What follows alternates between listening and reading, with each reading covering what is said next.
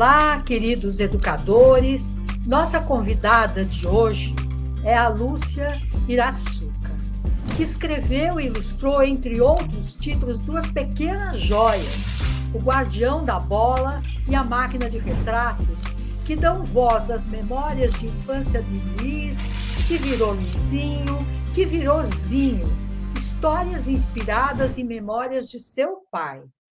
Em O Guardião da Bola, Zinho não era dos garotos mais sortudos da turma. Apesar disso, foi ele o escolhido para ficar com a bola de futebol de verdade, que a turma tinha feito um esforço danado para comprar. Cedo iria descobrir, porém, que a diferença entre sorte e azar não era tão nítida assim.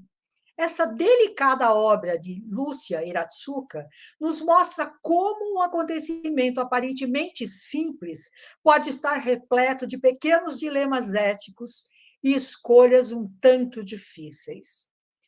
Agora, para escrever A Máquina de Retrato, Lúcia se inspirou em um relato de seu pai que conta como, quando menino, fascinado por uma máquina de retrato, propôs, assim como o protagonista do livro, uma troca para conseguir o objeto.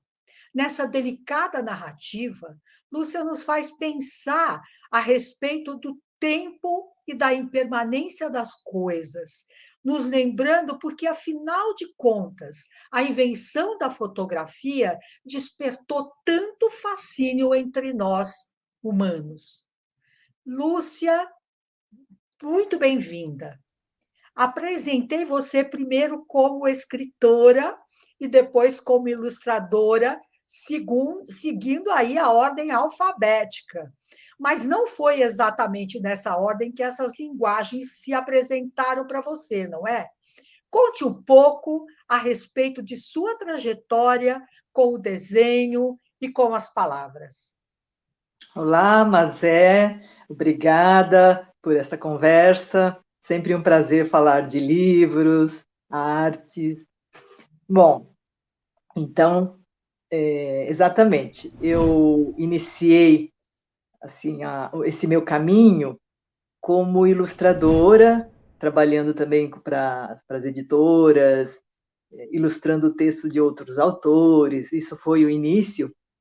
Mas eu preciso pensar também que, quando criança, eu fui muito, muito encantada pelos livros que chegavam em casa e eu já comecei lendo as ilustrações antes de eu aprender a ler e escrever, né?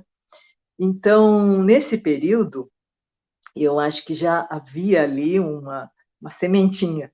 Então, eu pensava que gostaria de trabalhar com algo assim, que seria imagem, histórias, livros, né? E aí, quando eu pude iniciar, depois da faculdade, quando eu pude pensar em buscar trabalho, eu comecei a montar um boneco, que seria um protótipo de livro, né? E fui também pesquisando livros e autores, fui encontrando autores brasileiros, tive a sorte de entrar em contato com grandes ilustradores que também escreviam, que criavam essas histórias, escrevendo, ilustrando, né? Então, eu até considero uma coisa só. A gente usa desse recurso de desenhar, escrever, mas é uma forma de contar uma história, expressar uma ideia. Eu nem separo tanto assim, pensando o livro ilustrado. Acho que é isso, mas é.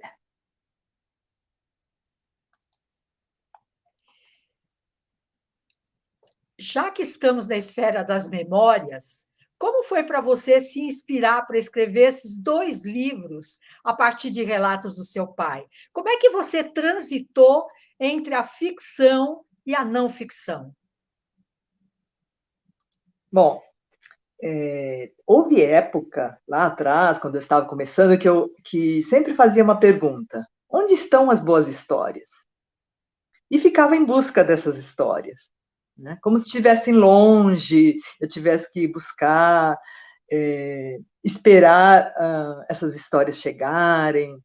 E até que, aos poucos, eu fui descobrindo as histórias da minha infância e as histórias da minha família.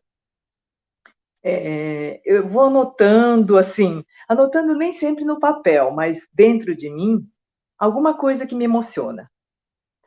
E claro que na vida real, numa conversa, nada vem de uma forma organizada, né?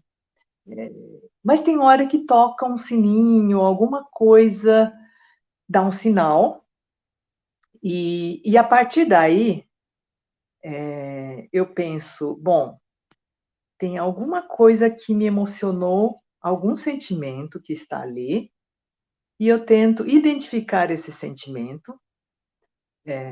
Por exemplo, no caso do Guardião da Bola, foi quando meu pai contou que ele, na verdade, não estava tão afim de ganhar a bola, mas que ele, justo nessa hora, ele ganhou. Então, ele contou dessa forma, né?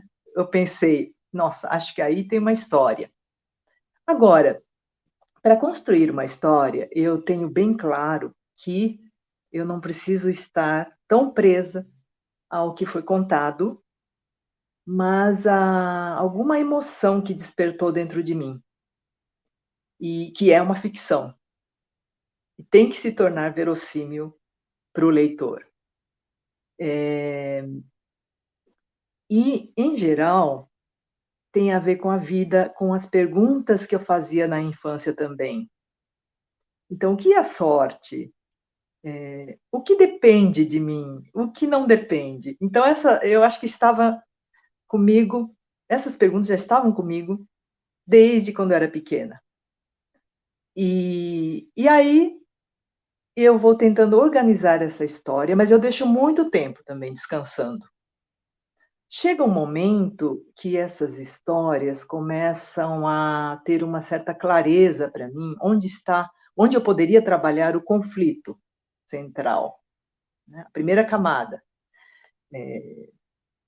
Por exemplo, eu penso muito também em forma de imagem, como se fosse um filme, pode ser também como se fosse uma fotografia, uma cena inicial ou alguma cena que pode estar no meio da história, mas essa imagem é importante para mim. Eu vou alimentando porque vai trazendo também um pouco da feição do personagem, né? Agora, eu sempre, reforçando mais uma vez, eu tenho claro que o personagem tem que criar vida dentro dessa história. Ele tem vida própria. Então, acho que é um pouco isso. Talvez eu pudesse, aí falando um pouco da máquina de retrato, também foi um relato do meu pai, mas também havia um encanto da minha parte pelos retratos antigos, que minha avó guardava, minha mãe. E esses retratos, para mim, eu acho que eu já imaginava a história. E pensava, algumas pessoas que estavam naquele retrato já não estavam mais ali, no entanto, aquele retrato capturou o momento, né? Então, quando meu pai contou sobre esse encanto por uma máquina antiga e fez uma troca, claro, essa troca foi uma coisa inusitada para mim, né, quando eu ouvi, mas eu acho que é bem provável que eu fiquei encantada com ou encantada ou intrigada com essa questão do tempo, o tempo que nos escapa, né? Isso que está ali, de repente não está mais, enfim, esses mistérios da vida. Eu acho que é um pouco isso. Lúcia, que delícia te ouvir contar essas histórias. Agora, durante o processo de criação dessas duas obras, como é que se deu o diálogo entre as duas linguagens? O que veio primeiro, o texto ou as imagens? De alguma forma, você foi falando que você imagina e visualiza isso mentalmente como um filme. Mas e no trabalho concreto? Como se deu isso? Em geral, eu começo pelo texto, escrevendo no texto, escrevendo diálogo, escrevendo o que eu imagino de cena inicial. Só que, como ilustradora, acaba acontecendo também de eu não precisar colocar tanta descrição. Às vezes é um detalhe, ou talvez não nem precise descrever, porque eu sei que o ambiente eu vou poder criar na ilustração. Né? Então, eu já tenho isso na minha mente. Mas eu escrevo a história, uma primeira versão, depois reescrevo várias vezes. Em geral, eu escrevo muito mais e depois eu vou cortando. Hora ou outra eu encontro parte da história que eu sinto que precisa ser melhor explorada. Eu vou. Por isso que eu deixo um tempo também. Chega um momento que eu penso que posso começar a ilustrar.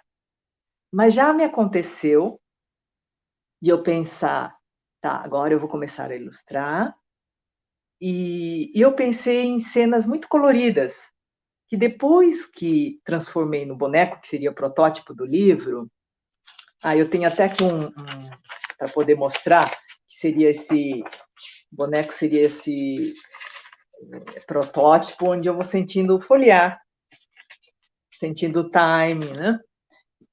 E foi no Guardião da Bola. Eu tentei fazer esse boneco com muito colorido e depois sentir que não era esse o caminho. Então, eu refiz toda a parte eu poderia dizer ilustração, mas assim, a ideia que eu tinha da paleta de cores. Então, aí eu fiz uma outra opção, refiz tudo, mas o roteiro continuou igual. Eu gosto de chamar de texto-roteiro. O roteiro continuou igual. Claro que eu fiz alguns ajustes, mas eu introduzi esse fundo que lembra a terra, reduzi um pouco mais a cor.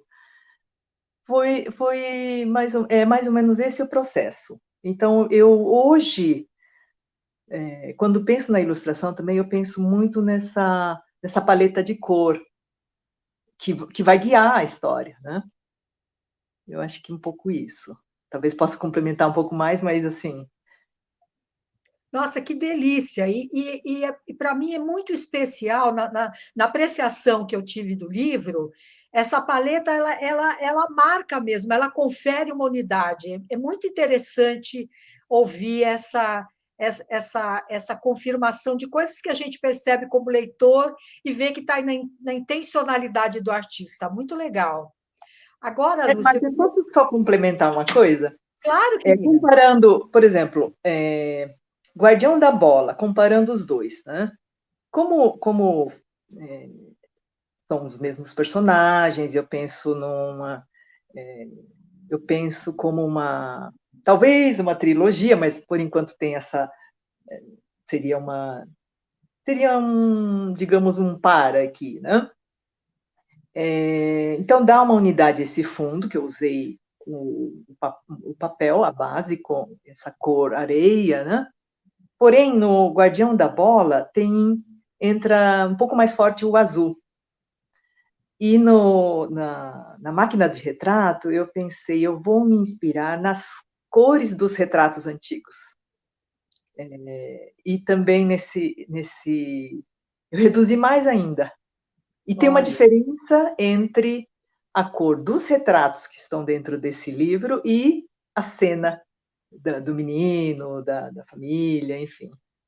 E nesse livro você tem tanto o retrato como a ilustração do retrato, a ilustração Exato. realista Exato. nesse tom, que é muito interessante esse diálogo, né? Aí, em cima do que você comentou,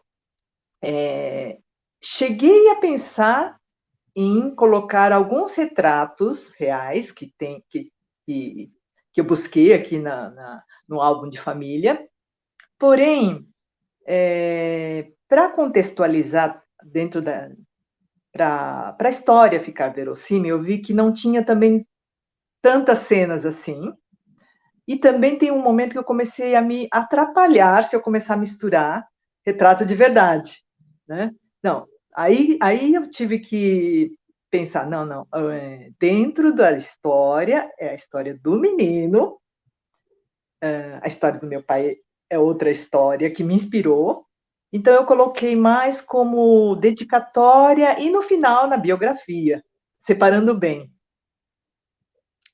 Muito bom, muito bom. Esses bastidores são uma delícia para a gente. Mas, Lúcia, eu queria comentar para você que esse blog ele tem como interlocutores privilegiados educadores. Então, eu gostaria de conversar com você agora a respeito de uma prática muito frequente nas escolas, que são esses encontros de estudantes com autores e ilustradores, como uma forma de gerar um efeito positivo na consolidação do gosto pela leitura. Como é que você avalia essa experiência de contato pessoal, do seu contato pessoal com os seus leitores e ambiente escolar? Olha, eu tenho tido bastante oportunidade de estar em contato com as crianças na escola, com os professores, né, que são os mediadores. E o que eu tento levar também são essas histórias, como você disse, dos bastidores dessa criação, né, que as crianças adoram. Eu gosto muito, muito de contar sobre a minha infância também. Cria um vínculo afetivo com os leitores, né, com as crianças, e para eles é tão engraçado, eles, quando eu conto da minha escola, da minha infância, porque é muito diferente da realidade deles, muitas vezes, né, que eu estudei numa escola rural, então eu gosto de contar essa minha memória também. É uma forma de eles perceberem também que quem está por trás desses livros, dessas histórias, é uma pessoa comum que sonhou, né, assim como eles podem sonhar, que um dia estaria contando uma história, estaria desenhando, que foi atrás do sonho e que viveu uma infância talvez diferente deles, mas para eles acho que parece muito antigamente quando eu digo que não tinha luz elétrica, eles perguntam se tinha computador, enfim, é um momento de troca também, porque eu recebo muitas perguntas. Acho que é isso. Lúcia, para que esses encontros produzam efeitos, né, é indispensável que os leitores participantes, obviamente, tenham tido, pelo menos, a oportunidade de ter um contato com uma obra do autor, tenham apreciado o que leram e desejem, de algum modo, esse contato pessoal, porque a leitura provocou curiosidade. Agora, para assegurar que essa conversa com autor ou ilustrador capture a atenção dos estudantes, em geral, os educadores costumam ajudar as crianças elaborando perguntas que interessem a elas. Mas durante a conversa tete a tete, podem surgir outras perguntas, outras questões, outras indagações do curso da própria conversa, tornando a sessão mais participativa, mais curiosa. Você se lembra de alguma pergunta desse tipo que tenha aparecido um pouco fora do script, mas que, de algum modo, ficou na sua memória? Olha, eu acho que são várias, né? Mas o que eu percebi também que eu lembrei até de uma especificamente, mas assim antes disso eu percebi que eles gostam muito de perguntar sobre a idade e sobre a origem. E no início eu não entendia muito bem por quê. E muitas vezes os professores ficam um pouco sem graça quando pergunta a idade e tal. Mas eu fui pensando sobre isso, porque era muito comum eles perguntarem sobre a idade. Não que eles tenham muita noção, às vezes eles comparam com a mãe, com a avó tal, Mas eu fui percebendo também como, e lembrando outra vez da minha infância, como as crianças já estão ligadas nessa questão do tempo, né? E sobre a identidade, se eu sou japonesa, se eu sou brasileira. Então, com isso também, quando a pergunta é espontânea, eu percebo o quanto cada criança quer entender sobre a própria identidade também, né? E aí, lembrando de algumas perguntas, eu lembro que uma criança perguntou: você gosta mais de contar histórias de verdade ou as lendas? Né? Ao que eu acabei respondendo, eu acho que tudo é de verdade, tudo está ligado à vida, porque quando eu conto uma história de um monstro, é algum medo de um monstro, mesmo um monstro japonês, é, um, é uma forma de colocar o medo, né? O medo que a gente tem na vida de alguma outra coisa, como monstro, né? Então, é de verdade também. E eu achei interessante como eles capturam rápido essas ideias, né? E outra pergunta aí eu fiquei espantada como muitas crianças hoje em dia estão muito ligadas à questão da a vida prática, e talvez eu pensei, será que estão perdendo a magia? E quando tem algum elemento mágico, tipo o pescador que foi para o fundo do mar e eles perguntam, mas como é que eles se inspiravam? Né? No entanto, o que eu percebo também é que tem hora que eles fazem perguntas que outros já fizeram, tal, mas isso não importa. O que eu percebo é que todos querem se expressar, quer participar. Então, o perguntar me parece mais importante até. Então, no início eu ficava intrigada quando às vezes uma criança faz uma pergunta e às vezes logo já está olhando do lado, tal. Mas com o tempo eu fui percebendo como é importante para eles perguntarem. Acho Mais que é do que as isso, Maria. respostas, né? Mais do que as respostas, eles querem Eles perguntar. se É uma expressarem. forma de interagir, né? É. Agora, outra coisa que eu percebo também, eles perguntam muito que parte aconteceu de verdade. Né? Então, uma curiosidade quando você coloca, né? Coloca uma fotografia, ou então coloca que foi inspirado no meu pai. A curiosidade deles de saber, tá, o que será que o escritor está inventando e o que será que aconteceu de verdade? Mas você Mas sabe aí que já é essa um coisa motivo.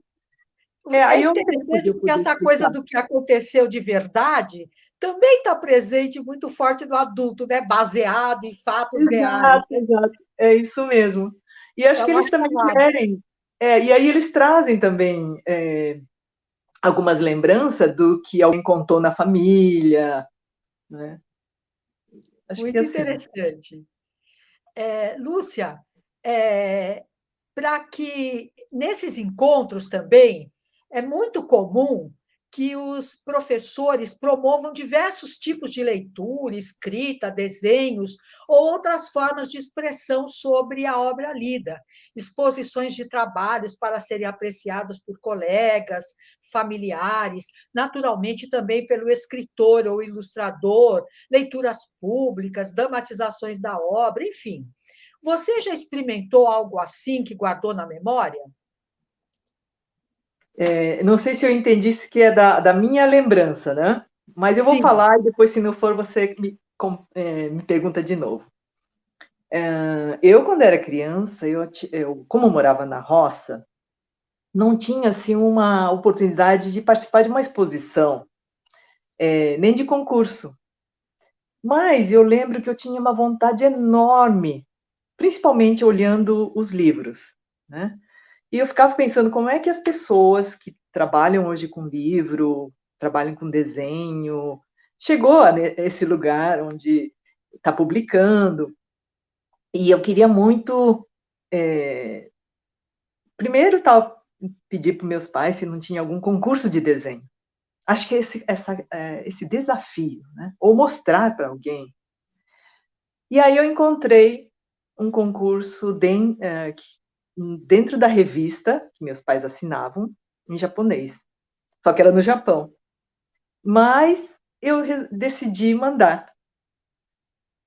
Vi todo o regulamento, como tinha que elaborar, enviar. Era uma história mesmo, né? Um mangá, em forma de mangá. E mandei. Depois de um tempo, chegou uma cartinha de incentivo. Nem era para criança esse concurso. Mas, quando eu lembro disso, eu vejo o quanto o mostrar, o poder expressar e alguém olhar é importante, né? Então, acho que poder, mesmo que seja assim, na classe, poder expor, né?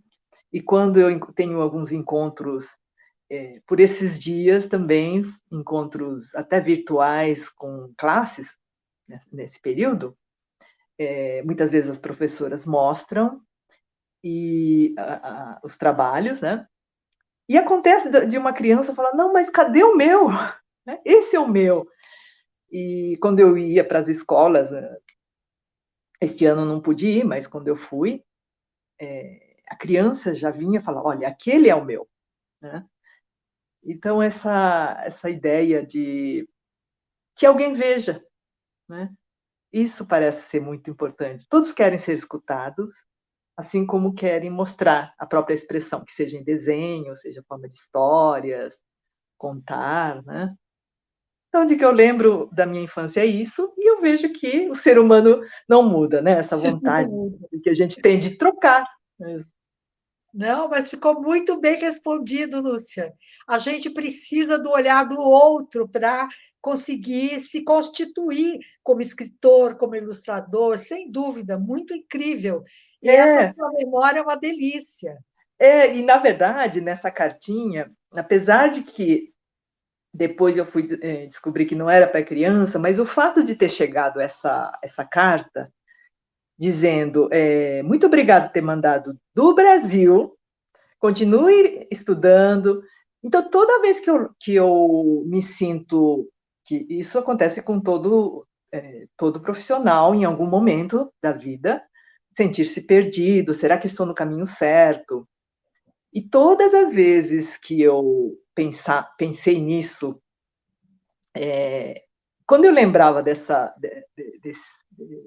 episódio, dessa cartinha que eu recebi, de como eu fui atrás, eu vejo que é quase como se eu reencontrasse meu caminho.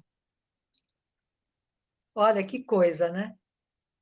E que gentil que foi essa resposta, né? É, Carinhosa, muito bonito, eu acho que né? nosso caminho é feito desses encontros, né? Muitas vezes Sim, nem pessoas que a gente encontra diretamente, mas desse pequeno gesto. pequeno gesto, é verdade. E que muda a vida de uma pessoa, né? É, Muito incrível. Lúcia, agora eu vou te fazer uma pergunta de fã. Eu vi que você falou aí uma trilogia. Eu gostei muito dessa ideia. Vem aí mais uma história do Zinho? então, eu venho pensando, na verdade, eu já tenho assim digamos não vou dizer nem roteiro ainda, mas um argumento de uma situação também contado por meu pai, que eu identifiquei como uma boa história, né? Claro que quando a gente coloca no papel isso vai mudando, mas eu acho que está num ponto que eu acho que vai dar uma história, né? Então eu pensei nessa trilogia que tem algo em comum com outros, além do personagem. Tem a ver com o fascínio por um objeto, mas não é só por causa do objeto em si, mas liga a um crescimento. Você lidando com aquele objeto, lida com um crescimento desse personagem, né? E eu quero dar uma unidade, talvez use a base de, que traga esse fundo, talvez, da terra, mas eu gosto de experimentar outros materiais, Então, posso até pensar num guache, ou não, aí eu vou experimentar. Mas penso também, talvez seja possível fazer uma passagem tempo mais, começar menino e talvez ter uma passagem maior de tempo. O que eu tenho feito também agora, nesse momento. Eu estou morando esse período com os meus pais, nesse período da pandemia, e eu fico ouvindo muito o que meu pai conta, o que ele fala. Tem hora que não é nem de uma forma tão assim, anotando, nada disso não, de uma forma leve até. E aí algo me captura. Aí eu vou deixando isso crescer, né? Vou guardando algumas imagens que vão surgindo. Acho que é isso que eu posso contar. Acho que em breve. Breve não, porque eu demoro muito. Tanto que nessas histórias, até a máquina de retrato eu tinha anotado antes, só que o outro veio antes. Então é um processo assim. Acho que a Não é Marina linear, né, Lúcia? não é linear. Uma vez eu li um pós-fácil da Marina Colasanti, ela fala que tem hora que ela espera a história e tem hora que a história espera por ela. Acho que é algo assim. Ai, que delícia! Já estou doidinha para esperar esse livro. Não demora muito, não, Lúcia. É que assim, às vezes eu vou fazendo alguns ao mesmo tempo não, mas assim, eu trabalho um pouquinho num, deixo descansar um tempo. Enquanto isso, vou trabalhando em alguma outra coisa. Tradução também é uma coisa que me encantou e uma hora ou outra eu tenho feito, tradução de conto, algo assim, né? Até mesmo que não publique, então isso vai alimentando. Desenhos também que eu vou produzindo, aí vai alimentando também. Acho que é isso. Ai, muito bom. Eu vi de um escritor que tradução é musculação da escrita. Com certeza, com certeza. Lúcia, que E o delícia desenho, essa conversa. rabiscar Desenho também, né? rabiscar no sketchbook, também é esse exercício de musculatura. Sim. Lúcia, uma delícia a nossa conversa. Eu, por mim, ficaria aqui Amei. horas conversando com você. Foi muito bom ter esse olhar também para quem produz, para quem ilustra, como é que ele pensa a obra e como se ilumina essa nossa relação de leitor. E como isso também é fundamental para a gente pensar a escola de uma forma orgânica, entendendo a obra de como ela é produzida e os efeitos que ela produz, e o que o escritor pensou e o que os leitores, de algum modo, capturam. Muito, muito obrigada pela gentileza de estar aqui conosco, dividindo a sua experiência com essas duas obras tão encantadoras. Mas muito obrigado por essa conversa. Amei também. Eu também ficaria horas e foi uma delícia. Muito obrigada.